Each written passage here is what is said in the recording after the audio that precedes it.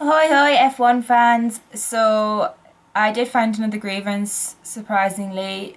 It was to do with the whole Freeview and pay-per-view debate.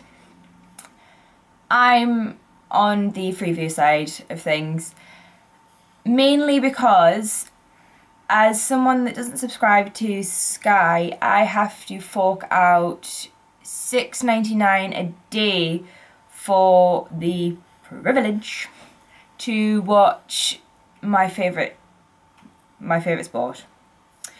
I have to pay the $6.99 per day on the weekend, which does average out around about 21 quid a weekend. For someone that doesn't earn all that much, it's quite a lot of money.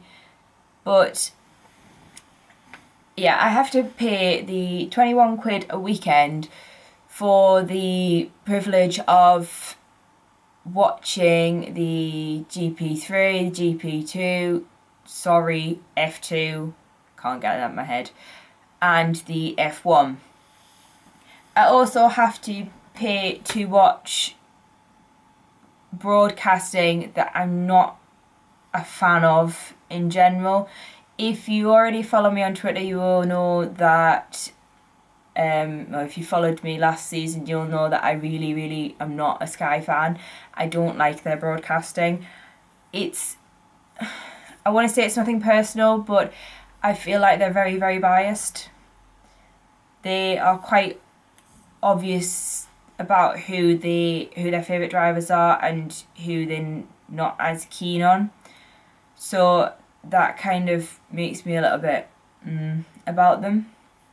The other thing that really annoys me about this is the fact that it's taking away one of the major ways of getting new fans.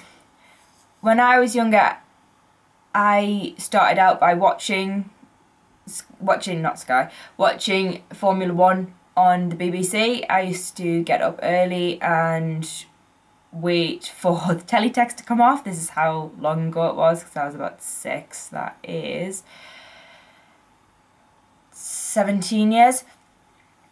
I used to sit and wait for teletext to finish so the BBC would come on properly and start to show whatever it was. I remember they used to flick between, depending on what time of day it was, it used to be Channel 1 and then go to Channel 2.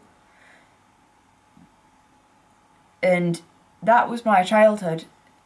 I got into it through family members. I asked my Twitter followers a few weeks ago how they got into it, and the majority of them also got into it through family members or through channel flicking. You're not going to go out of your way to find a specific channel that is dedicated to this sport if you're not already a fan of it. We're losing viewers, we're losing fans. So how is taking off one of the most accessible platforms, that is Freeview TV, and putting it onto pay-per-view going to increase your fan base? If they're wanting to increase the fan base, they need to put it somewhere more accessible, like YouTube. They already have a lot of coverage on Twitter, but that is through fans, through YouTubers like Arav, like X-Matty G, Alex Gillen, people like that who are kind of bigging up the gaming side of Formula One. But then you kind of get into following them on Twitter, you get into the bit of banter, and you end up seeing what it's actually like.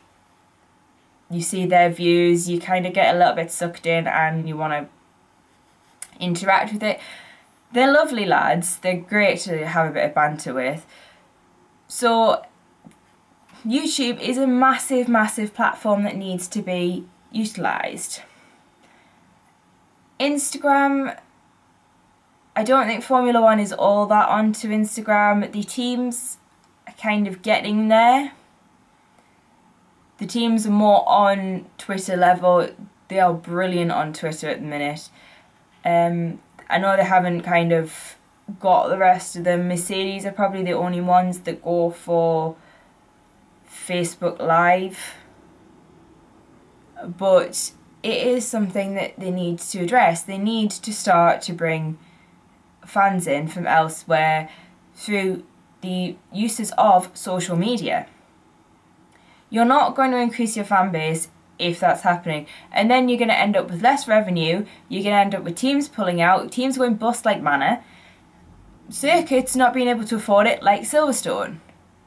2019, there's going to be no Freeview showings of F1 anywhere. What is the point? Please show me your logic.